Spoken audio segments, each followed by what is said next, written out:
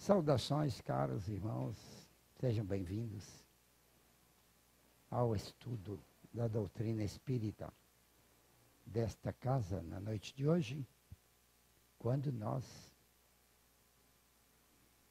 agradecemos a presença de todos e esperamos efetuar um estudo que seja simultaneamente portador de um conteúdo útil. Esta é a esperança sempre presente, né? Conteúdo útil para o estudo feito e uma situação expositiva tal que a gente possa passar uns momentos com algum agrado.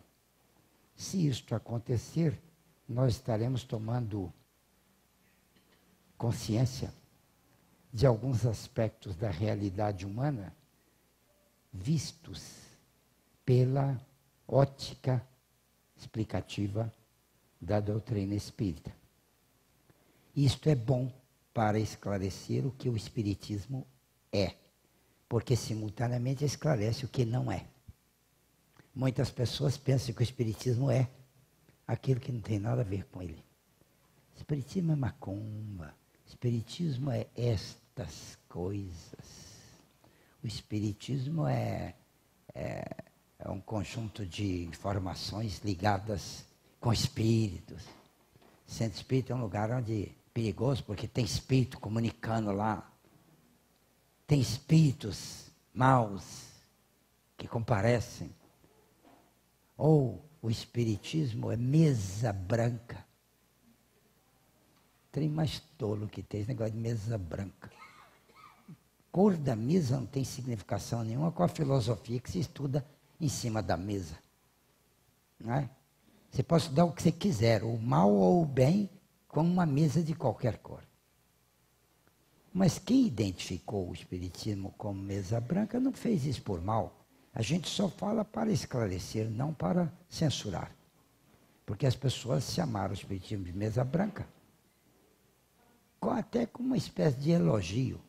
Porque quando não é da mesa branca, não é o espiritismo. Então, que cor é a mesa? Nem tem mesa, né? Porque a outra contraparte é um espiritismo sem mesa. É um espiritismo no terreiro. Então, para que fala mesa branca? Eu nunca entendi isso. Mas também não precisa entender, não, porque não faz falta nenhuma. Cultura inútil é tolice, né?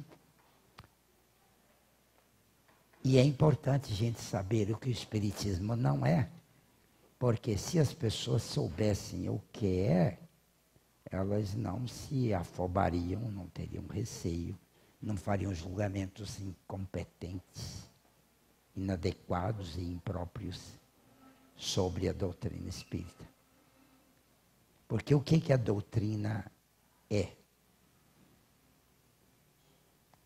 Ela é uma revivescência do essencial divulgado na comunicação que Jesus trouxe para a humanidade. Jesus veio comunicar uma série de ensinamentos que seriam aplicados pelas pessoas, se elas aplicassem aqueles ensinamentos. E aquilo lá, aqueles ensinos, eram capazes de promover o bem-estar da pessoa, promover uma melhora de situação de vida.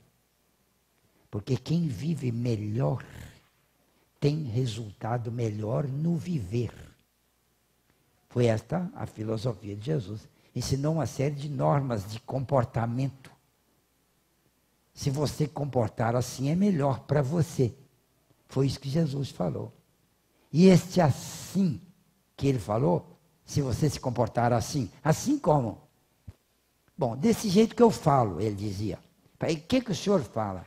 Eu falo que o comportamento é uma convivência favorável com as pessoas. Então ele ensinou isso.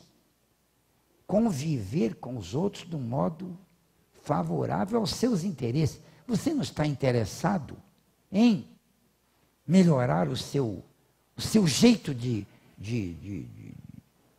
recolher benefícios da vida. Se você melhorar o seu jeito de se beneficiar, você se beneficiará mais. Quanto mais você se beneficiar, não é melhor para você? Ora, são teses indiscutíveis. É claro que sim, eu quero me beneficiar mais. O que eu tenho que fazer? Faça desse jeito que eu estou falando. Que jeito que é? O que o senhor está falando? Eu estou falando para você viver numa convivência agradável com os outros. Ah, mas negócio de convivência agradável, não sei se dá. Porque nem sempre a convivência desagradável depende de mim. É verdade. Uma parte depende de você e outra parte depende dos outros. Então, Jesus dizia, eu vou te ensinar duas coisas. É como você deve agir quando você toma a iniciativa. Como é que é? Agrade os outros. Faça o bem. Sirva. Seja favorável. Seja bondoso. Seja suave. Seja agradável. É você que está começando. É você que vai fazer a comunicação. É você que é o agente. Então, a posição do agente na comunicação é uma posição em que nós fazemos a escolha. Então, nós estamos no controle do comportamento. E como é que é esse controle? Haja favoravelmente. Cuide do interesse do outro. Cuide de ajudar, cuide de auxiliar, cuide de beneficiar, cuide de agradar, cuide de despertar confiança, de despertar uma linha de segurança e de prazer para os outros. Aí você é um agente benfeitor. Se você fizer isso, os seus interesses estão todos garantidos, preservados, seguros e garantidos. Os seus interesses. Você não quer trabalhar pelo seu interesse? Fala, quero. Fala, então é assim. Pois é, mas como eu falava, nem sempre eu servir aos meus interesses é uma coisa que depende de mim, porque eu quero servir aos meus interesses. Mas é o outro lá, às vezes, é que está no comando. É o outro que é o agente. E quando eu sou o paciente da ação, o outro é o agente. E ele vem agressivo, desagradável. Pois é, por isso que eu falei que ia ensinar a você, dizia Jesus. Por isso que eu falei que ia ensinar a você o modo de agir em duas situações diferentes. O primeiro modo é quando você é o agente. O segundo modo é quando você é o paciente. Então, se o outro vem com agressão, aí agora ele deu uma porção de normas de comportamento. Responda com bondade. Escute até o fim. Não se defenda. Não se irrite. Não se queixe. Não fale mal. Não desconte. Descontar é fazer com o outro o que ele fez com a gente. Me bateu, vai apanhar também. Não desconte. Não vingue. Mas aí eu viro um banana, o cara pinta o diabo e eu estou ensinando a você um jeito favorável ao seu interesse. Você escolhe. Eu não estou querendo que você faça isso. Faz se quiser. O que eu estou falando é que se você fizer isso, é bom para o seu interesse. O cara chega, destampa comigo e eu fico bonzinho com ele. É bom para o meu interesse? É. Eu hoje tenho segura confiança neste princípio, porque é experimental para mim. Todas as vezes que o indivíduo veio com agressividade e eu respondi no mesmo tom, gerou um desentendimento maior.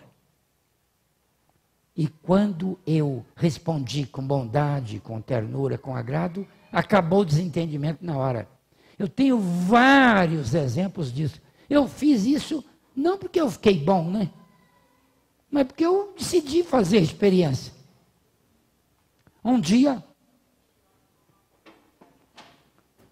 um professor lá da escola onde eu lecionava, ficou aborrecido com uma certa situação lá, e ele, não sei por qual motivo, já faz muito tempo isso, mas lá na situação tal, era cabível que ele pensasse daquele jeito. Ele pensou que eu era o responsável por uma certa coisa que foi desagradável a ele. Ele pensou que eu era o responsável. Então ele não teve certeza, mas pensou o quê? Então naquele impulso do indivíduo primitivo, do indivíduo agressivo, que todo agressivo é primitivo. Então naquele impulso do indivíduo primitivo, ele não investigou direito e já veio punindo, por pura suposição de que eu era o responsável. Então ele já chegou agressivo comigo, e com a voz ameaçadora, e me acusando. E eu nem sabia de qual assunto ele estava falando. Mas aí na hora que ele estava naquele impacto violento, eu me lembrei desse negócio lá de Jesus falar, quando o outro for agressivo e ele é o agente, você se comporte como um paciente passivo. Para ver no que dá. Aí eu adotei uma fisionomia e uma postura corporal. E a postura corporal inclui a fisionomia, né? E não disse nada, porque se dissesse a voz também precisaria ser analisada. Mas eu não estava dizendo nada, eu só estava escutando o que ele estava falando. Falei, bom, ele deve explicar por que ele está fazendo isso. E eu vou experimentar não fazer nenhuma pergunta. Porque senão a gente corta e vai, o que você está falando? Por que você acha que sou eu? Quem que lhe disse? Mas com isso eu já estou agredindo também, né? Já estou. Agora eu fiquei completamente calado e adotei uma postura corporal tranquila. E a minha serenidade foi desarmando o cara. De uma certa altura para frente, ele já estava falando com dúvida. Ele já estava pensando assim, e se não for ele? Porque eu estava muito tranquilo. A minha tranquilidade acabou com ele. E ele foi baixando o tom, baixando. Daí um pouquinho ele não estava mais brigando, ele estava só me contando. Aí ele passou a me contar.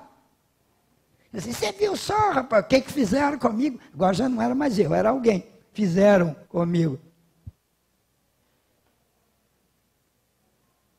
E eu que estava exercitando uma conduta conveniente, não quer dizer que eu era um sujeito bom, hein? Porque lá dentro eu estava meio aborrecido com ele de ter me punido. De modo que, na hora que ele começou a lamentar o que fizeram com ele, eu podia ter aplicado compaixão, não é? Não apliquei, não. Falei, bem feito. Tomara que você leve mesmo na bordoada que você merece. Você é agressivo, violento e primitivo. Com isso eu desci de nível, né? Basta pensar assim, que eu já não estou mais num nível mais alto. Porque você pensa mal do outro, você desceu de nível. Eu estava querendo que ele se danasse todo. Mas adotei a mesma atitude, a cara não mudou, não. Eu fiquei ouvindo. E ele falou. Lá pelas tantas, eu falei assim, escuta, me fala uma coisinha. O que é que levou você a pensar que fui eu? Porque você chegou aqui me punindo por ter sido eu. Agora você já tem muita dúvida se fui eu ou não. Aí ele não teve resposta. Mas eu falei isso com a voz bem suave. O que é que levou você a pensar que fui eu? Eu não tinha falado uma palavra na minha defesa. Ele é que mudou de atitude, né? Ele estava atacando e deixou de atacar. Aí ele desculpou e tal. Falei, não, desculpa, é que eu sou meio grosso. Eu sou meio assim mesmo, não, você me conhece, eu sou bruto e tal, mas não é nada contra você, não. Assim, então tá bom. Não falei mais nada, ele acabou de falar, ele estava muito constrangido, ele arrumou um jeito de sair, Falei, não, depois não é nada que você não esquenta, não. E saiu de constrangimento, saiu da sala. E tinha só uma pessoa na sala, ouvindo aquilo. Aí a pessoa, que era uma outra professora, né? A professora virou para mim e falou assim, onde é que você arrumou uma serenidade tão grande para aguentar uma ofensa dessa e desmontar o cara sem falar uma agressão com ele? Aí eu olhei para ela muito alegre, muito feliz, porque esse é um tremendo elogio, né? E já ia me... Porque quando alguém elogia, você fala, não é nada, né? A gente não faz isso. Aí eu já estava entrando nessa postura, sabe? Aí eu lembrei do negócio. O negócio é o seguinte, ó, a recomendação é que você seja simples.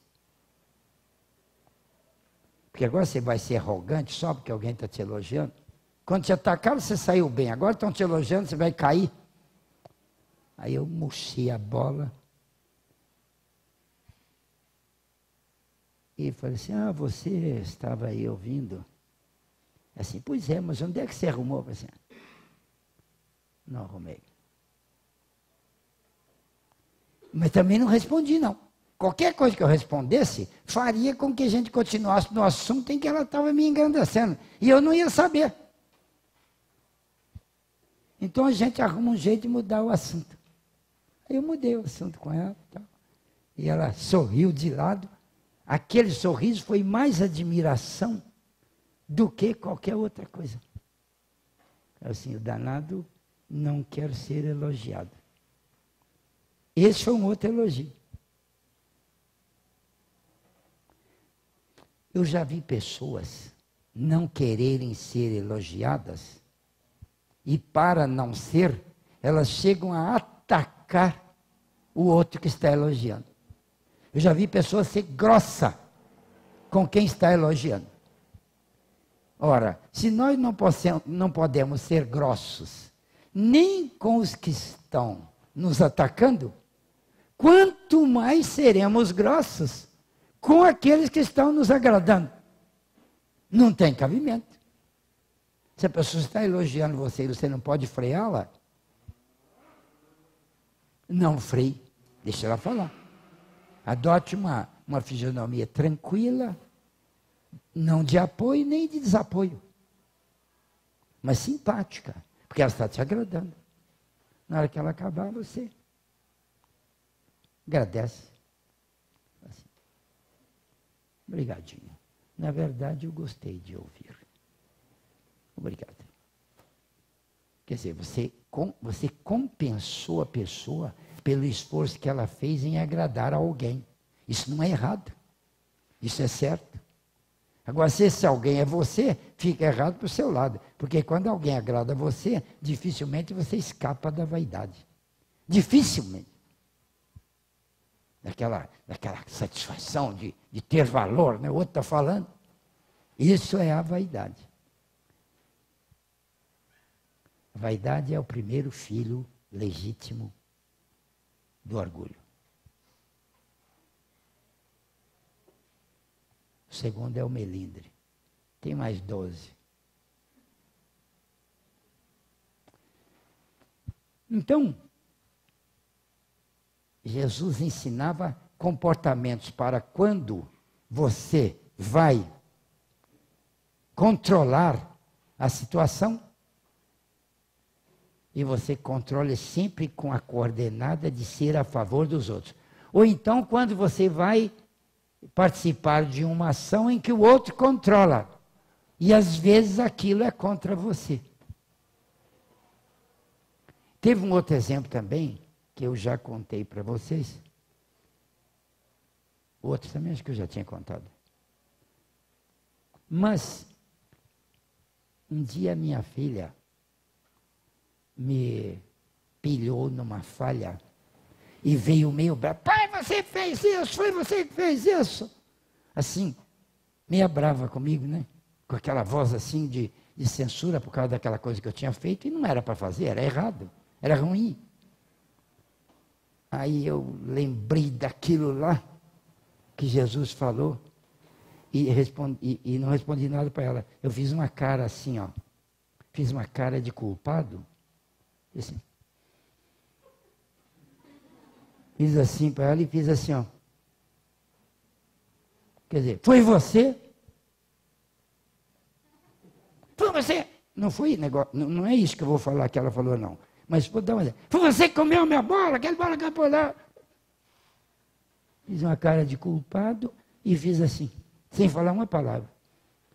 Aí ela, no meio da agressão que ela estava fazendo, o rosto dela mudou. Como eu admiti, o rosto dela mudou de agressão para simpatia. Ela riu. Eu falei assim, o meu papito é demais. E veio me abraçar. Aí, eu fiquei pensando, meditando, refletindo nesses dois casos, né? Que acho que Jesus acertou naquele negócio lá. Não se defenda, não. Jesus é que ensinou isso. Não se defenda. Se foi você, assuma que foi. E se não foi você, não precisa se defender. Deixa o indivíduo atacar. E adote uma postura de serenidade. Não foi você. Você não tem que pagar essa conta. Eu dei 2 exemplos. Né? Em que não fui eu e eu fiquei sereno. E o outro em que fui eu e eu fiquei sereno. Se foi você, assuma. Às vezes foi a gente, mas a gente tem tanto medo de assumir que a gente fica justificando por que fez. Antes de assumir que foi você, você fica justificando por que você fez aquilo. E tentando mostrar que você não teve culpa, que você teve uma boa razão, porque você não pensou, e você pensou que não era, e não sei o quê. Ou seja, você fica dando 1000 explicações para mostrar que não foi você. Ou que foi você, mas você não é culpado. Então teria sido muito mais fácil você assim, fui eu sim. Ai, machucou você. Aí arrependeu. Estou arrependido. Essa cara, fui eu sim, mas machucou você. Ai. Você pisa no pé do outro. O outro levanta de dor. Aí você faz o quê? Toca pedir desculpa. Ah, me desculpa, quer dizer, não me puna não, eu mereço perdão, eu não mereço punição. Não é isso não, eu mereço punição sim. Aceita a punição. Se você não pune, eu puno. Então adote uma cara de punição. Fazer, ai, eu fiz isso. Aí a pessoa fica até com pena da gente, a dor dela diminui na hora. Porque você está assumindo que foi você que fez.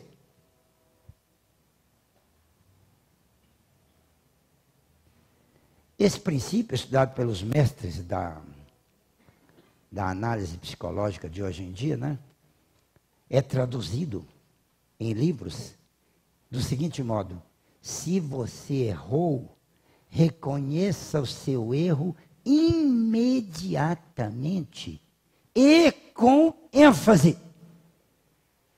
Aí, hoje em dia a tradução é essa, mas é aquilo que Jesus ensinou lá atrás. Se você errou, reconheça o seu erro imediatamente e com ênfase. Porque no momento que você reconhece, acabou o ataque. Porque o ataque da pessoa era para provar que você errou.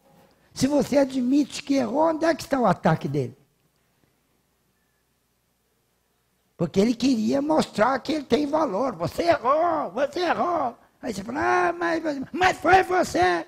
Ah, mas não foi, você assim. Aí, ó, ele fica mostrando o valor dele no ataque. Você está botando resistência contra o ataque. O ataque aumenta. Agora, se você não bota resistência nenhuma, ele não tem como atacar.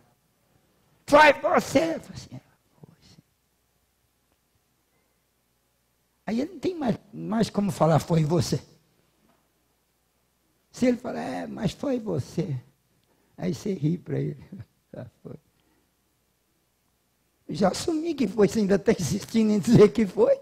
Agora você está do lado do tonto. Você tinha que mudar de lado agora. Foi você. Mas não fala com arrogância, não. Foi você que comeu meu doce? Foi sim. Comi sim. Que diabo. Comeu o doce, ainda quer me bater? Dou um tiro de canhão na cara dele. Quero ver se ele me bate. Comeu meu doce. Tem que pagar. E agora ainda quer brigar comigo? Quer comer o meu doce, rapaz? Comi sim.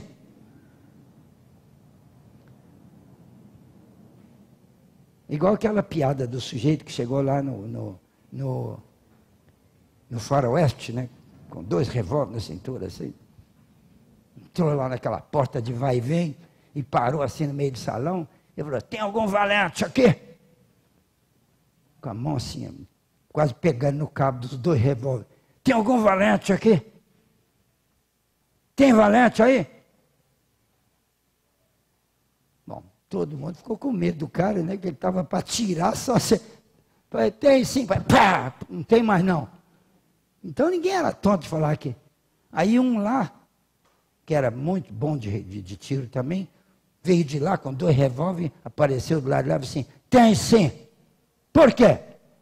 Assim, eu queria saber, porque agora são 2 valentes.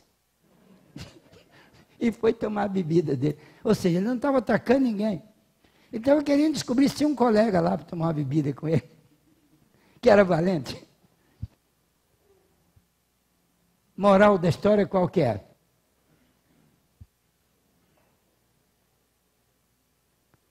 Nem toda ameaça de violência e de ataque tem esse valor todo. Nem toda ameaça de perigo tem esse perigo todo. Ou como diziam os antigos, o diabo não é tão feio quanto se pinta. Não tem esse ditado? Significando que o perigo nunca é do tamanho daquilo que o pessoal está dizendo que é.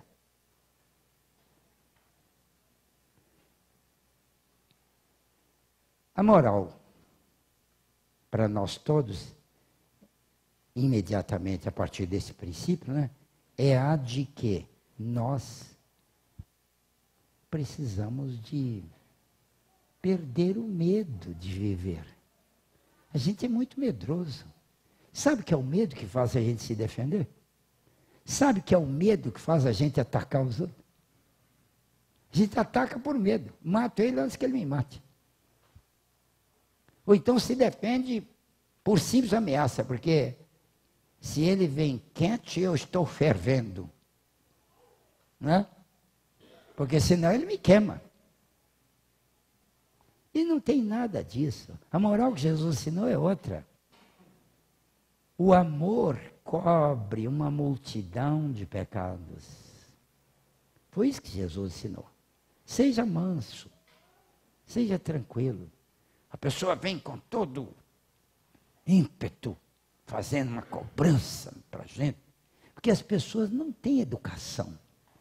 Quase todo mundo não aprendeu que a gente deve. Quase todo mundo não aprendeu. Por isso é que não faz, porque não aprendeu. Então não sabe. Quem não sabe não pode fazer. Quase todo mundo não aprendeu a tratar os outros com mansidão, com serenidade. A gente não é sereno para ninguém. Para estranho eu não sou sereno, porque eu tenho medo dele bater minha carteira. Você vai andando na rua e vai ser sereno? Você fecha a cara e vai, que nem um general. General no comando da força maior lá, do 4º Exército. Cara de general. Que aí ninguém te ataca. Mas você leu isso aonde? No Evangelho? Quem que é o mestre da humanidade? É o general ou é o Evangelho? Ou é Jesus com o Evangelho? O que é que o Evangelho está ensinando sobre vida correta para ser feliz. Ser feliz aqui, na convivência. Jesus não estava divulgando o reino do céu lá. Não, ele estava divulgando o reino do céu aqui. Como é que você tem que viver para ser feliz? Para estar bem. Melhor para você, para resolver os seus problemas, para atender os seus interesses. Como é que você tem que conviver? Com violência? Com agressividade? A gente é agressivo com os estranhos por medo. A gente é agressivo com os conhecidos por medo. Não é aquele mesmo medo. Porque o medo que a gente tem do estranho não é o mesmo medo que a gente tem do conhecido, é outro medo. E a gente é agressivo com os parentes por medo. Mas é outro terceiro tipo de medo. Quais são esses medos? O estranho, a gente tem medo dele ser violento e me atacar. O amigo, o conhecido, né? O conhecido, a gente é agressivo com ele porque a gente tem medo de que ele seja agressivo com a gente. Ou que abuse da gente, use a gente para atender aos interesses dele. Então, se a gente raciocinar isso, a gente tem medo. E já fica de sobreaviso. Qualquer coisinha que ele faça, que dê uma pista de que ele está agredindo, a gente já parte contra ele. Ou seja, o indivíduo defensivo é o indivíduo medroso. Todo medroso é defensivo. Porque o medroso vive apavorado, ele vive cercado de perigos que ele próprio imagina. E a gente é agressivo com os parentes e com os amigos, com os conhecidos da gente, às vezes até com amigos, porque também tem medo. Medo de que eles abusem. Medo de que eles pensem que a gente é fraco. Medo de que eles usem as fraquezas da gente contra nós, para eles levarem vantagem. Então esse medo é subjacente. Ele está lá. A gente pode nem estar consciente. Por isso que é subjacente. Mas na hora que o indivíduo mostra uma pistazinha de agressividade, a gente já está com a defesa prontinha para desarmar o cara. Você pode notar o conto de vantagem. As pessoas que contam vantagem, elas contam vantagem sempre contra alguém que veio agredindo. Se ele quis fazer qualquer coisa contra ela, ela tirou o pé e pá, e deu no outro um tombo. Todo mundo que conta vantagem contra pessoas faz isso. Ou seja, o nosso jeito de achar que a gente vive bem, viver bem para nós, é não deixar ninguém levar vantagem sobre nós. Em nenhuma hipótese. E quando a gente leva alguma vantagem, alguém leva alguma vantagem contra nós, nós ficamos muito bravos com a pessoa e ficamos querendo vingar. Porque o ser humano tem aquela índole inata de levar vantagem. De levar vantagem. Agora, olha só onde Jesus enfiou a cara. Ele veio ensinar que não é vantagem levar vantagem. Qualquer que seja a vantagem que você leva contra qualquer pessoa, não é vantagem para você. Se você leva uma vantagem no negócio, você deu um prejuízo para o cara. Ele acha que fez um bom negócio. Igual o governo do Estado fez com o Santander. O governo do Estado tinha um banco para vender chamado Banespa, que foi avaliado por volta de uns 2 bilhões de reais. Por 2 bilhões, o governo vendia o Banespa para qualquer um. Mas fez um leilão. Aí o Santander, no leilão, né, lá, o pessoal fez, foi dando lance e tal, o Santander pagou 7 bilhões. E o governo do estado aceitou e ficou muito feliz. Valia 2, mas vender por 7 é muito melhor, não é? Ah, mas isso aí é leilão e tal, tal. Leilão é assim. Ah, tudo bem, não estou dizendo que o governo foi desonesto, não. Ele só levou vantagem. E esse tipo de negócio, todo mundo que mexe com dinheiro e negocia, está sempre levando vantagem. E quanto mais vantagem o indivíduo leva, mais satisfeito ele fica com a vantagem que ele levou. Ora, se ele tivesse um senso profundo de dignidade moral, ele saberia que não pode levar vantagem, mas pode vender com lucro. Você pode vender com lucro. Agora, quanto que é o lucro? Você tem que calcular o custo, o seu serviço e o seu ganho. E agora, é X aqui, é o que eu gastei, e eu preciso de vender agora por um preço maior do que X, que é Y. E quanto Y é maior do que X? Eu tenho que fazer previsões sobre a inflação, sobre o tempo que eu vou gastar para recuperar em dinheiro aquele X que eu paguei. Porque senão meu negócio vai para falência, se eu não fizer esse cálculo. Então eu faço o cálculo muito bem feito e coloco tudo em cima de Y.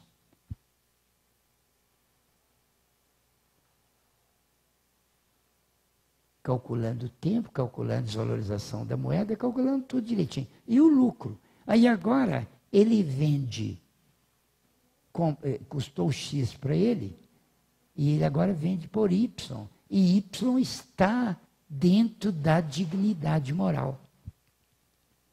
Mas se chegar um indivíduo querendo comprar e não sabe o custo, escuta, você está vendendo isso aí? Assim, aí o outro diz, até que eu vendo. Aí já aplicou o golpe. Ó. O outro está querendo comprar, ele finge que não quer vender para vender mais caro. Já é golpe de comércio. Até que eu vendo. Quanto é que o senhor dá? Dou 5Y. Aí ele fala, nossa, 5 vezes mais do que aquilo que eu ia vender. Mas eu não vou vender por 5Y para esse cara. Do jeito que ele está aí, ele vai pagar mais de 5. Eu vou negociar com ele. Assim, 5. Dou 6.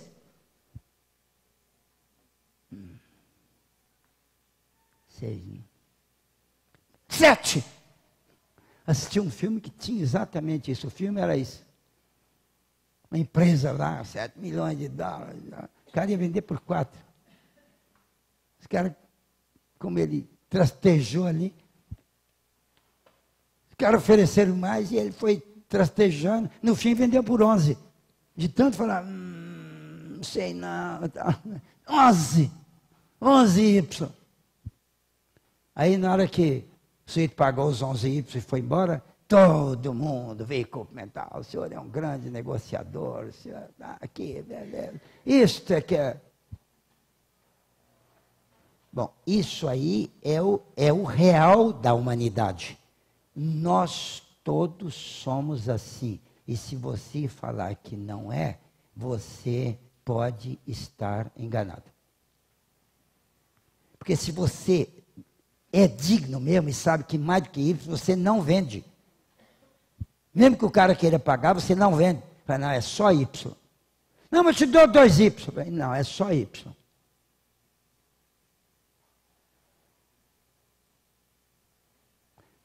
Teve um filme aí chamado O Troco. Se vocês algum dia puderem... Quem gosta de filme policial assim, né? Assista esse filme. O Troco. É Eita, filme bom, rapaz.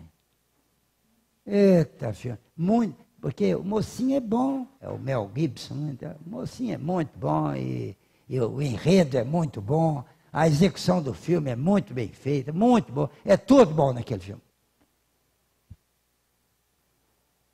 E tem lá um negócio, sabe? Tem lá uma dignidade dessa em cima do Y. O cara tinha um dinheiro lá e ele fez um negócio lá com um colega e ele, para ganhar $140 mil no negócio que eles venderam. Aí ganharam 140 mil. Aí o colega, por ganância, deu um tiro nele e pegou os 140 e foi embora. Era 70 para cada um. E o cara foi embora com os 140. E aí ele, bom, caído lá, você pensou que ele morreu, ele foi levado para o hospital e acabou escapando. Escapou e sarou, né? Esses filmes bons, o mocinho sempre escapa, né? Senão, se o mocinho morre logo no começo, acabou o filme, vai embora para casa, super amolado, ter ido ao cinema. Aí ele voltou. Ele disse assim, agora vou atrás do meu dinheiro. Aí ele foi e começou a perguntar pelo sujeito. Vira o sujeito aí e tal. Assim, por quê? Ele disse, não, porque ele me deve 70 mil. Ele não estava atrás de 140. Porque o 140 não era dele era só 70. Ah, mas o sujeito atirou em você para ficar com o dinheiro agora. É justo você chegar lá e tomar o dinheiro todo dele. Eu disse, não é digno. Digno é Y. Eu só quero Y. Mas esse filme dá uma confusão por causa desses 70 mil, porque o sujeito não tinha os 70 mil e começou a ter medo. Descobriu que o outro estava na cidade atrás dele, ele passou um medo danado do sujeito pegar ele, né? Atirar nele também, porque ele atirou no cara. Ele não tinha desculpa, não tinha desculpa. Pois nesse filme ele vai atrás de... Aí o sujeito falou, ele pegou o sujeito. Disse, eu não estou com dinheiro. Você, onde é que está o dinheiro? Assim, eu paguei lá no sindicato, lá, dos bandidos lá, para entrar lá, né? Assim, você pagou lá os 70 mil? Eu disse, Falei, tá bom então. E largou o sujeito lá. E foi lá no sindicato do crime, só. E entrou lá e falou com o chefão lá, disse, eu vim aqui, fulano de tal fez um negócio com vocês, deu 70 mil, aquele dinheiro é meu, eu queria que vocês me devolvessem. Mas fica sindicato, eu queria. Mas é filme, né? Filme bom, para ser bom tem que fazer isso. Mocinho é corajoso, entrou lá dentro do sindicato. Aí o sujeito falou assim, rapaz, você está doido? Se eu der uma piscada aqui, todo mundo te mata. E assim, quem é esses dois aí?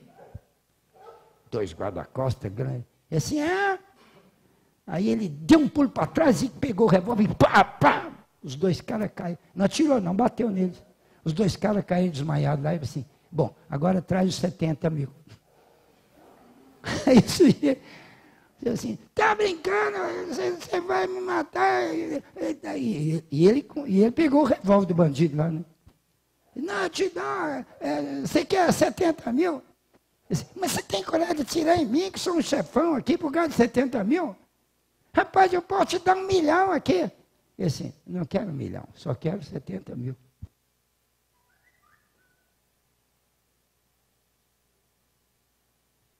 Aí, o sujeito, assim, eu não posso decidir assim, quem pode? Assim, é o fulano, mais chefe ainda, né? O supervisor lá do crime. Assim, telefona para ele, bota na voz direta aí. Aí ele telefonou, tem um cara aqui que quer 70 mil, senão ele vai me matar. Aí o sujeito lá falou assim, tá brincando, o que é isso? Por causa de 70 mil, rapaz? O que é isso? Você tá doido e tal? E ficou discutindo, falou assim, não vou pagar não. Eu assim, tá bom, então, pá, e deu um tiro no sujeito, matou. E falou em voz direta, agora eu estou indo atrás do senhor. Prepara 70 mil, senão o senhor morre também. Era outro bandido. E ele começou a ir atrás dos bandidos e foi subindo. E o sujeito não pagava, ele matava aquele e ia atrás do outro. Mas ele só, no fim, os caras estavam com medo dele tão grande que estavam com $1 milhão para ele sumir lá. E ele disse, não, eu quero 1 milhão, só quero 70 mil. Alguém vai me entregar o meu 70 mil. E ele vai com esses 70 mil até o fim do filme. Ele só queria 70 mil. Bom, filme é filme de bandido, né? Filme de mocinho e tal, tem tiro para tudo que é lado. Tirando essa parte que é a coisa do filme, eu estou querendo pegar o ponto da dignidade. Em nenhum momento ele pediu mais de 70 mil.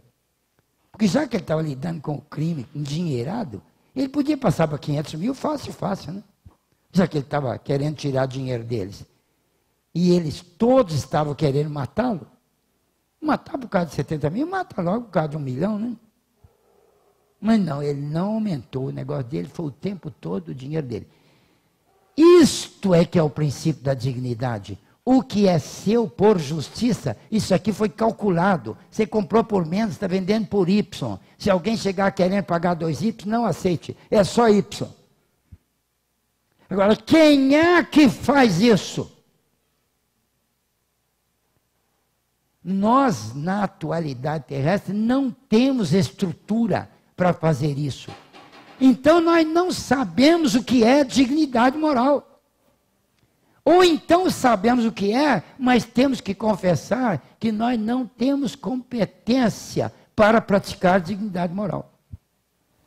Nós somos aproveitadores, nós somos negociantes. E o negociante é assim, quanto mais alto ele ganhar, melhor negócio ele fez. É isso que é o negócio do negociante. E as pessoas que ficam muito ricas, se bobear, elas ficaram ricas com esforço por causa de situações que não são dignas. Como, por exemplo, o jogador de futebol.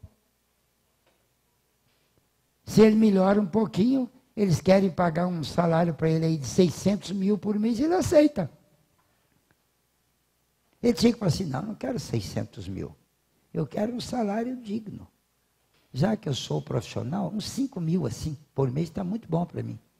Sou jogador de futebol, sou quase analfabeto, rapaz. Se quer ver o sujeito é analfabeto, jogador de futebol, é dar um microfone para ele. E aí, como é que tá? Nós estamos aí, né? Porque nosso time vai jogar agora domingo, né? Porque um dia se a gente ganha dos caras lá, né? Porque ele não sabe falar, pô. Você não sabe comentar, sabe nada. 600 mil reais para você desse. No fim, compra uma casa, um palácio lá na Barra da Tijuca. Eu passei lá outro dia, com o pessoal lá, fui lá no Rio fazer umas palestras e passaram comigo lá assim, tá vendo aquele apartamento lá? Eu falei, nossa, aqui, de quem que é aqui? Do Romário. Eu falei, qual Romário? Foi um jogador de futebol. Eu falei, ele mora ali. Jogador de futebol. Já viram o Romário falar? Ele hoje é senador. Sabia que o Romário é senador? Deputado, né? Deputado. Hein? Segundo mandato. Eleito lá, né? É vitalício. Bom, isso não me incomoda não, a menos que eu tenha inveja do dinheiro dele, né? Porque ser mau funcionário lá como deputado está cheio. Eles todos não têm dignidade moral. Mas não são diferentes de nós. Nós também não temos dignidade moral. Nós vendemos mais do que Y. Então nós somos igualzinhos a eles. Agora, pega nós, botamos lá, nós somos um deputado igual a ele. O que me aborrece entre os deputados não é a desonestidade deles, não. É a incultura. Pega o sujeito analfabeto aí, ganha voto para danar, porque caiu na simpatia do povo. Tiririca, por exemplo. Ganhou voto para danar. Ele elegeu mais 5 caras, tantos votos que ele ganhou, elegeu mais 5 deputados, à custa dos votos dele, por negócio de legenda lá. E cada um daqueles caras não era eleito nem para vereador na cidade deles lá. Porque não tem cultura, não tem competência, não tem valor nenhum, não sabe nada, não sabe ser deputado. Não sabe chegar lá e discutir leis e discutir assunto. Não sabe discutir assunto.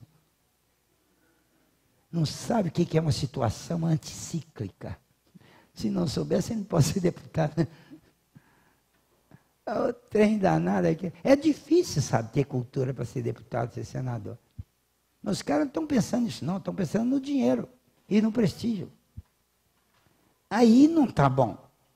Porque está fora da conveniência, porque a conveniência é viver dentro da dignidade moral.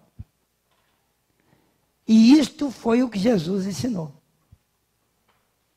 E falou assim, se você quiser construir a sua felicidade, é assim.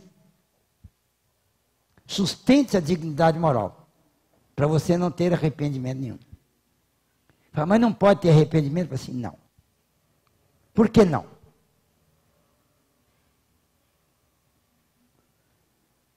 Eu vou gastar 15 minutos para responder essa pergunta.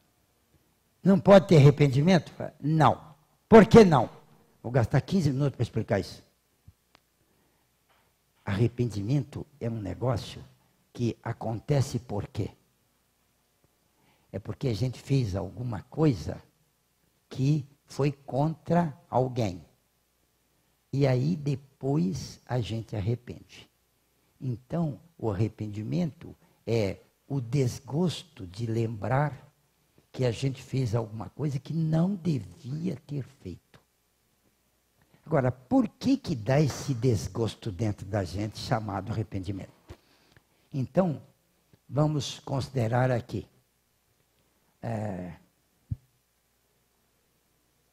Vamos considerar aqui o arrependimento.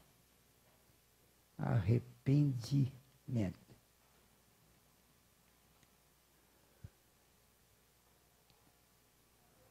Arrependimento começa com uma ação má. De quem? Minha. Mas na época que eu fiz esta ação má, nem sempre eu sabia que eu estava fazendo uma ação má. Para mim era uma coisa boa. Por exemplo, xinguei o sujeito, ou briguei com o sujeito, ou dei um prejuízo para o sujeito, ou machuquei o sujeito. Ora, quando eu fiz isso, na hora me parecia uma boa coisa, uma boa ação. Eu estava fazendo motivado por algo que era válido. Então, nesta hora, eu não tive arrependimento.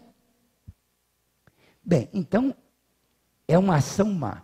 Esta ação má é uma pedrada que eu dei em alguém e o sujeito notou, ele identificou. Ele identificou. Porque pode ser que não identifique. Às vezes a gente faz um mal para o indivíduo e ele nem sabe que a gente fez mal para ele. E a gente fez. E mais adiante ele faz um grande bem para a gente. E a gente lembra do mal que a gente fez a ele. Fala, mas não pegou nele. Digamos, você deu um tiro nele e errou. E ele não sabe que você fez isso. E mais adiante ele faz um grande bem a você. Aí você fala, ixi, ele fez aquilo lá para mim e eu fiz aquilo lá para ele. Ai, olha o arrependimento aí. Ó. Porque o arrependimento é uma censura que é contra você, mas nascida dentro de você. Essa censura sai de dentro de você e volta para você. Por isso que é arrependimento. Então, o arrependimento, eu para chegar à conclusão disso que eu estou falando aqui, eu gastei um bom tempo analisando umas frases do André Luiz sobre uma discussão que ele tem no livro Libertação. É uma hora lá que o Google faz umas análises. Eu peguei aquilo lá, copiei e comecei a dissecar, porque eu falei, isso aqui, então o arrependimento é isso. Bem, esta ação minha é uma pedrada que eu dei em alguém, acertou e doeu. Doeu. Doeu porque o sujeito gritou, o sujeito reclamou, tal. Eu sei que machucou. Então eu percebi, eu entendi. Bom, como acertou e doeu, esse sujeito aí, Sanches, puxa aqui para mim, faz favor. Puxa, eu te ajudo. Não ajudei nada. Aí, acertou e doeu. E, como doeu, ele, lá dentro dele, agora é convocado a uma de duas posições. Ou ele olha para mim e fica com pena de mim e me perdoa. Aí, aquela ação má e a sua consequência da parte dele que foi machucado está anulada. Mas a minha ação má, aquela que eu fiz, não está anulada. Bem, então, mas ele geralmente não perdoa. Então ele fica bravo. Que é a outra possibilidade. Ou ele perdoa ou não perdoa. Se ele não perdoa, ele fica bravo. Ele fica bravo e... Então, o sujeito acertou e doeu. Ele, bravo, ofende. Ofende 3 pontos. O que é ofende? Ele xinga. Ou ele xinga. Xingar é uma demonstração. O que importa é lá dentro dele que ele sente, aquela emoção forte, ruim, contra mim, ele joga. Não importa a palavra que ele fala. O que importa é a carga energética que ele coloca. Idiota! Cavalo! Sacerdote! Ventilador! Não importa a palavra. O que importa é que naquela hora ele xinga.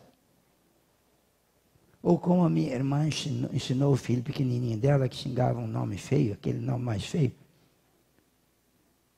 E ele falava qualquer coisa, seu... E ela ficou apurada para não deixar ele falar aquela palavra e ensinou para ele, falou assim, essa daí não é boa não, boa é figatosse. Xinga de figatosse que é melhor. Aí o menino ficava com raiva, seu figatosse! Então, aquele figatosse que o menino falava, tinha uma energia tão ruim quanto aquela outra lá, filho daquilo. É igualzinho figatosse. Porque, e outra coisa, filho daquilo também não significa nada. Significa que representa uma energia emocional que o sujeito criou. Esta energia mental aqui, ó, bravo, ofende. Olha, bravo ofende. Então, é uma energia mental negativa, tanto mais intensa, quanto mais bravo o sujeito fica. Então, esta energia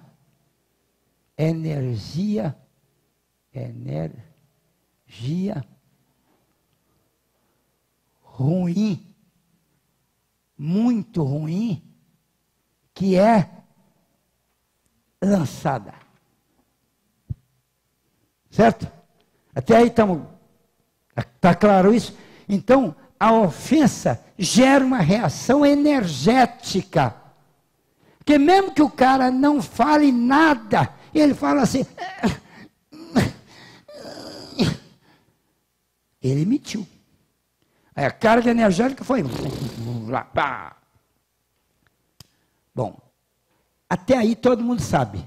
Mas lá no livro que eu estava lendo, o autor, que quem está falando lá no livro é o instrutor Gubbio, ele pega esta energia aqui, ó, e fala assim, ela se transforma num ser vivo, agressor, que vai aonde? Vai aonde? Hein? Voltar para onde? Para quem? Arrependido. Vai voltar para o agressor. É o agressor. Até aqui ele não arrependeu. É o agressor. Arrependimento é para lá depois. Então ela volta. Ela vai voltar, ó, lá para o agressor. E lá no agressor ela para. Porque o cara não está arrependido. Ele está tranquilo. Então a energia, então ele está aqui, ó. E a energia volta. Tá. E pega ele aqui assim, ó. E fica ali. Bem, ocorre que um sujeito nunca faz uma agressão só, não é? E às vezes com a mesma pessoa. Você já viu uma pessoa fazer várias agressões com uma outra? Um empregado, por exemplo? Um empregado no exército, um sargento, xingando o soldado. Os soldados estão tudo contra o sargento. Tá. E vai jogando. Ou, às vezes é um pai que ofende o filho, ou ofende a mulher. E ela fica calada, mas ela manda nele uma carga negativa. E aquilo vai lá e para lá. Daí chega uma outra e para lá. E chega uma outra e para lá. E com o tempo, esse sujeito está carregado com uma série de cargas ruins.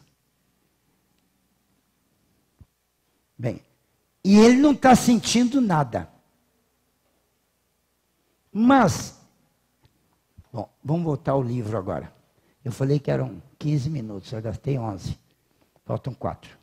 4 minutos, acabou. Se eu não acabei de falar, fica para semana que vem.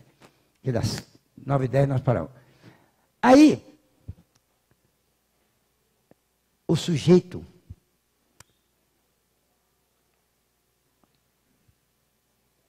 esse sujeito aqui,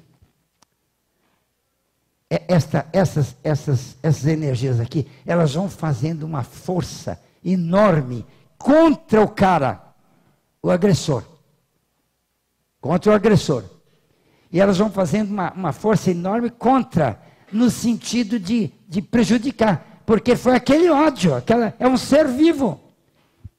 O André Luiz tem uma frase que fala assim: toda palavra ruim é um ser vivo por conta de quem a solta. A palavra ruim. É um ser vivo. E para lá no cara e fica lá. Anos. Lá tentando atormentar o cara. E ele não está atormentado. Mas tem uma série de forças. Forças. Bem. Então agora vamos pegar aquele cara ali. Bota ele aqui, ó. Lá no livro, tem uma hora que o instrutor Gúbio foi acompanhando uma senhora que ele foi acompanhando por uma série de circunstâncias lá do livro. Ele estava acompanhando uma série de obsessores que estavam obsidiando aquela mulher. E ele não era obsessor, ele era defensor, mas ele estava disfarçado de obsessor ali, porque ele queria uma oportunidade de ajudar a moça, que era inclusive filha dele, noutra encarnação. Bem, e os obsessores estavam atacando a moça. E o marido viu falar que tinha um lugar lá, um sujeito lá, um psíquico lá, um médium, que fazia trabalho. Então levaram o sujeito lá, levaram a moça lá. Chegando lá, tinha uma porção de gente esperando para ser atendida pelo mesmo cara. E enquanto esperavam, a equipe do André ali, que é o André Luiz, o instrutor Gúbio e o Eloy, um colega do André que estava também fazendo estágio com o Gúbio. E eles saíram os três assim, para analisar as pessoas que estavam lá esperando para ser tratadas. E pararam perto de um sujeito. De um sujeito lá. Aí o Gúbio examinou o cara e começou a contar a história dele. Esse cara aqui é vítima dele mesmo.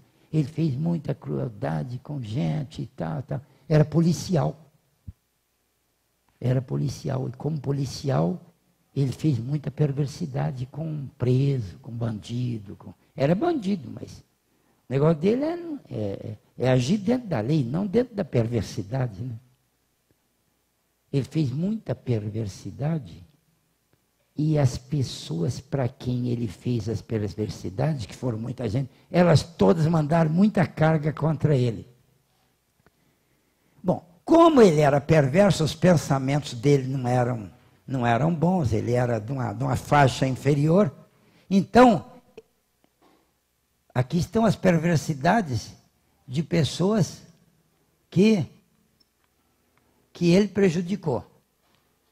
Agora, aqui estão as cargas negativas de espíritos adversários, espíritos vingadores, que estão sintonizados com ele, porque ele é um cara mau, ele atrai espíritos iguais, que estão perturbando ele. Então já é a segunda linha de cargas. E essas duas forças aqui ficam contra ele continuamente. Que é esse cara aqui, ó. Duas linhas de força. Agora, tem mais uma terceira linha de força, que é o arrependimento. Quando ele não, com o tempo, ele não aguenta o embate dessas duas forças aqui, e ele começa a ceder. E ele perde resistência na defesa psíquica. E então, ele próprio começa a se censurar. É o arrependimento. Agora vem o arrependimento. E ele fala, poxa vida, eu não devia ter feito aquilo. Ora, eu não devia. É uma força, é uma energia que ele próprio cria. Uma energia ruim que sai dele e volta contra ele. É uma energia que sai daqui de dentro dele, ó. Sai daqui e volta lá, ó, para machucar o sujeito. E quanto mais arrependido ele for, mais agressividade. E essas coisas todas contra ele. Então são três forças violentas contra o próprio sujeito. Aí ele vai ficando sem resistência psíquica, quase nenhuma, porque ele já está com um monte de coisa ruim contra ele. Ele vai deteriorando a linha mental e o pensamento começa a ficar perturbado, começa a ficar desconexo. E quando ele enfraquece, ele começa a perceber os espíritos falando para ele continuamente coisas ruins. E começa a ouvir estas vozes aqui, ó, daqueles caras que xingaram ele. E que aparecem agora, lá dentro do psiquismo dele, falando para ele coisas que eles sofreram e xingando ele. E ele escutando aquilo tudo. E o arrependimento aumenta e é mais força que ele faz contra ele mesmo. Está no livro Libertação. Falei, nossa, mas poxa vida, mas tem isso. No fim é o próprio cara que está se perturbando. Ele é que está. Porque o pior de tudo são essas forças autoagressoras aqui, ó. Porque essas aqui são as verdadeiras agressões, que aquelas ali são consequências que vieram de fora. Então, agora, veja bem, o arrependimento é benéfico espiritualmente. Mas fisicamente, é altamente prejudicial. Altamente prejudicial. Tanto que tem até um espírito que escreveu sobre isso. E fala assim: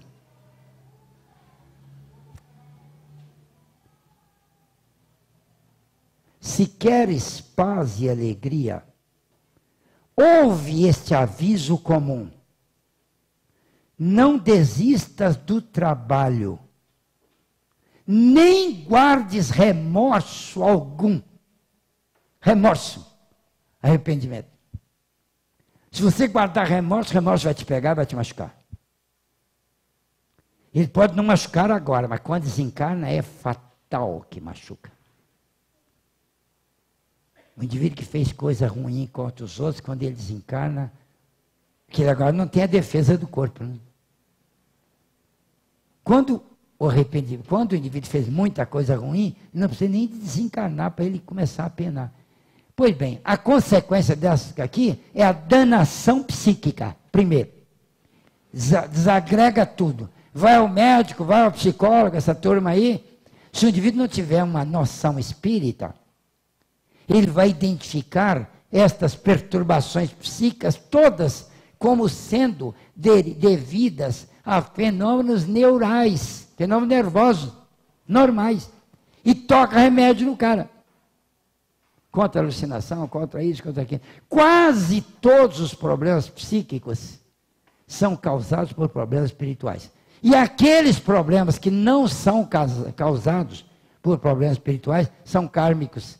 O indivíduo tem um problema neural verdadeiro, mas devido ao karma. Tem um problema espiritual na base. E por causa do karma tem espírito lá desencadeando aquilo também. De modo que nenhum problema psíquico está fora dos problemas espirituais. Até quando o problema psíquico é verdadeiro. É por isso que no tratamento de qualquer problema psíquico, precisa ir ao médico? Precisa. Precisa ir ao psicólogo? Se o psiquiatra aconselhar o tratamento psicológico, precisa também.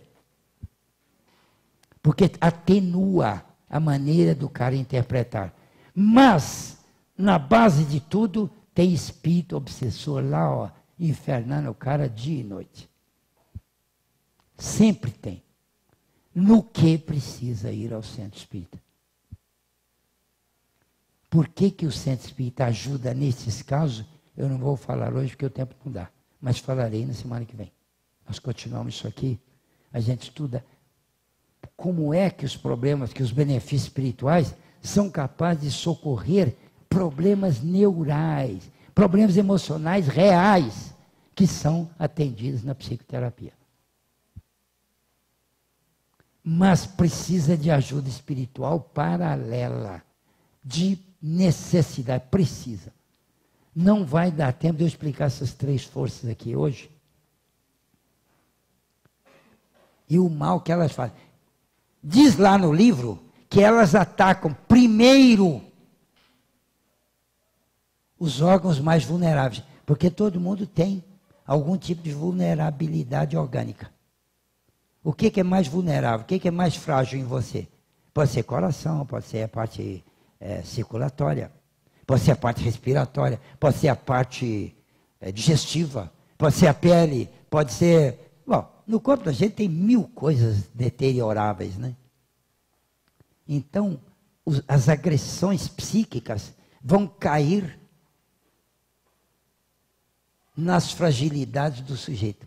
Então, aquele lá tinha uma fragilidade... Bom, o fígado e o rim são quase sempre alcançados por cargas negativas. O fígado, fatalmente, inexoravelmente, o fígado não escapa. Porque o fígado é o órgão mais psíquico que tem, né? Qualquer encrenca que você tem, cai no... nervosa, cai no fígado. Primeiro que é atacado. Primeiro que o sistema nervoso. O sistema nervoso só transmite. O fígado é agredido. E o fígado é a glândula mais importante do corpo humano.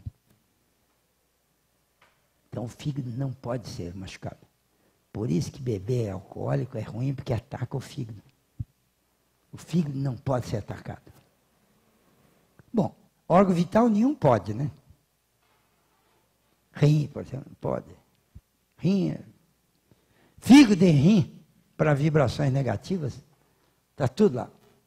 Você está mal de fígado e mal de rim, tanto que o Google bateu o olho e falou assim, esse cara desencarna logo.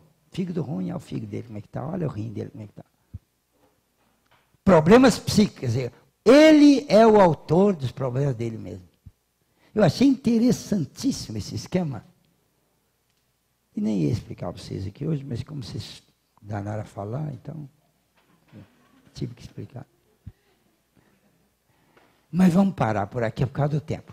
Semana que vem nós retomamos para explicar agora como é que desmancha isso e por que as práticas da dignidade interferem nesse assunto. Caímos em Jesus outra vez, que ensinou a dignidade para a proteção da saúde. Olha que coisa.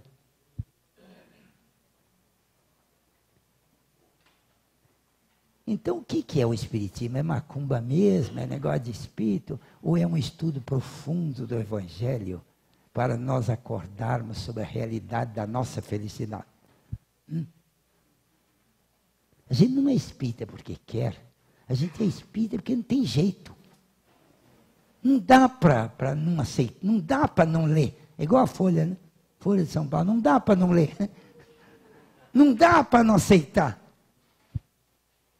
Tem desse. Bom, gente, formulo votos para que vocês todos tenham as melhores, ia falar condições, mas não vou não. Condições vocês já têm. As melhores condições para fabricarem paz e alegria, mas vocês já têm. Então eu vou desejar outra coisa.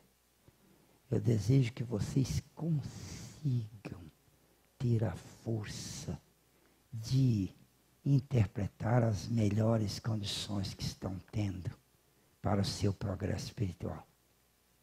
Isso aí você pode conseguir ou não. Vai depender só de você. Então é ali que eu quero fortalecer. Desejo que você tenha força nisso. No conseguir fazer o que você precisa fazer. Porque isso eu quero para mim. Quero para vocês. Mas por enquanto que hoje vocês tenham uma noite muito gostosa, voltem para casa com segurança, na alegria e na esperança, e no otimismo, e na decisão para o amor. Para o amor. Decisão para o amor. Não quero que vocês sejam amados, nem que amem. Quero que vocês tenham decisão para o amor. É isso. Vamos irradiar. Viram ali aquela explicação que eu estava dando sobre emitir energias ruins, que vai lá e perturba o cara? Às vezes não perturba no dia, mas daqui a 10 anos, quando ele cair na fraqueza, aquela energia está lá para arrebentar com ele. E antes disso, ela vai trabalhando contra ele todo dia. Energia boa é assim também, só que faz o efeito contrário, né? É energia boa. Então, quando você ora por alguém, você está mandando energia boa, que fica lá em volta dele. É pensamento vivo. É energia que fica lá. Está no livro lá, Libertação, do André Luiz. Conforme vocês podem ler lá. Mais ou menos no meio do livro tem esse detalhe lá da explicação dele. Então nós vamos irradiar energias amigas. Vamos criar pensamentos bons. Pensamento bom gera energia boa. A gente deseja, a energia é enviada. Para onde a gente deseja, a energia vai lá. Dizem os espíritos que energias boas funcionam como luminosidades projetadas a favor das pessoas. Então vamos fazer isso, é um serviço para nós. Nós não vamos orar pedindo, vamos orar doando, como Jesus ensinou. Senhor Jesus, eu apreciaria muito poder oferecer um pouquinho das minhas energias para auxiliar as conveniências do bem.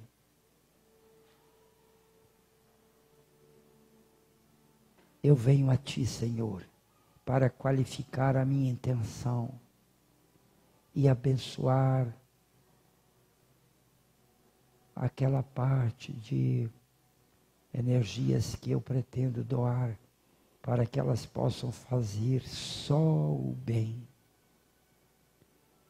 Permite, Senhor, que eu não me desvie deste caminho, de continuar sempre pensando em ajudar as pessoas. Se eu fizer isso, vai ser muito bom para mim. Quero fazer, segundo o Senhor ensinou. Quero melhorar a minha competência de doação. Doação de ideias, de palavras, de ações, de coisas, o que eu puder fazer para ajudar. Agora, neste momento, o que eu posso é falar, desejar. Então, aqui está, com palavras: Senhor, eu desejo me unir aos companheiros aqui presentes, que estão todos em doação, e contribuir com a minha pequena parte. Quero que esta minha contribuição seja verdadeira e eu emita realmente energias amigas. Primeiro, a favor de todas as pessoas que estão aqui presentes. Pode ser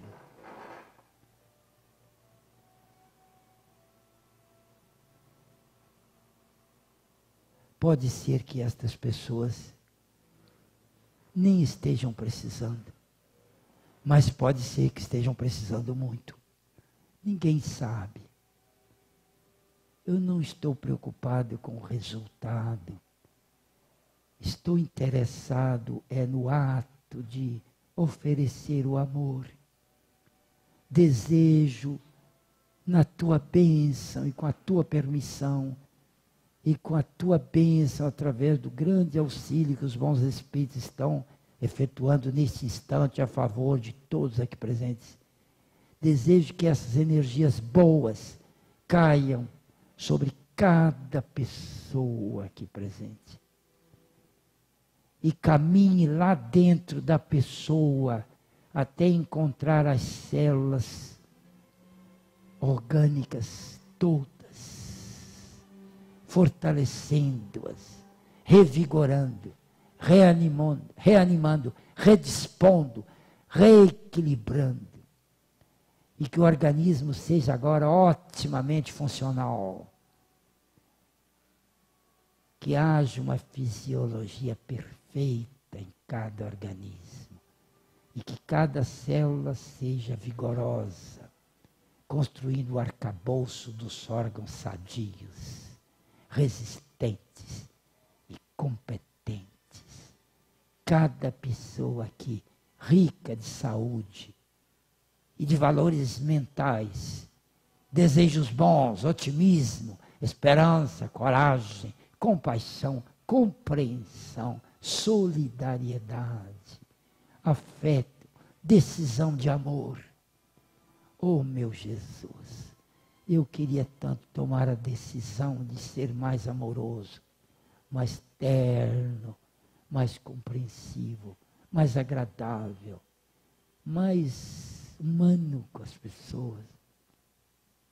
Deixar de pensar tanto em mim, deixar de achar que toda oportunidade que eu tenho que trabalhar para eu levar vantagem, para eu gostar, para eu falar o que é bonito, o que é bom. Deixa o outro falar, deixa o outro pensar que é a ideia dele, deixa o outro ter valor. Quando é que eu vou acordar para conseguir isto, Senhor? Quero hoje. Por isso desejo tanto bem para cada pessoa aqui presente.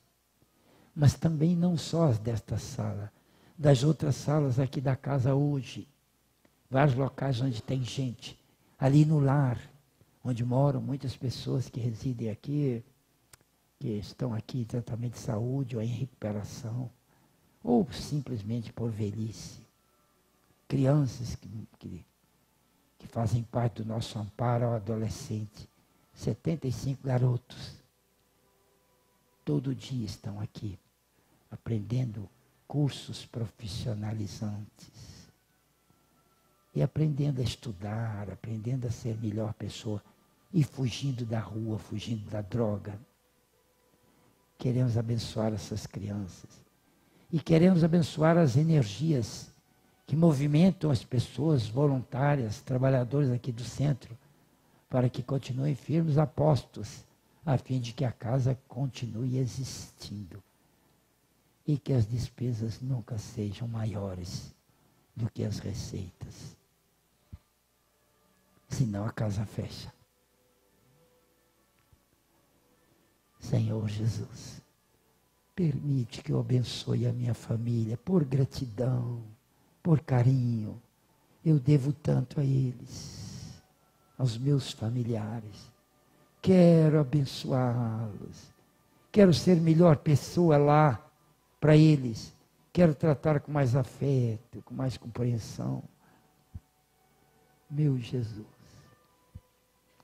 Quero abençoar os meus vizinhos, meus conhecidos, meus inimigos, adversários do caminho, meus amigos queridos, pessoas que me amam, gostam de mim, querem o meu bem, oram por mim, conversam comigo, sorriem para mim, me admiram. Estes são os amigos que eu amo tanto, preciso tanto deles. Sejam abençoados. Quero abençoar os meus ambientes de trabalho, lá onde eu ganho o pão de cada dia. Pode ser, às vezes, até em casa. Não importa o lugar. Tudo que eu faço que seja trabalho, eu tenho sempre colegas, tenho sempre pessoas que são superiores a mim. E tenho subalternos.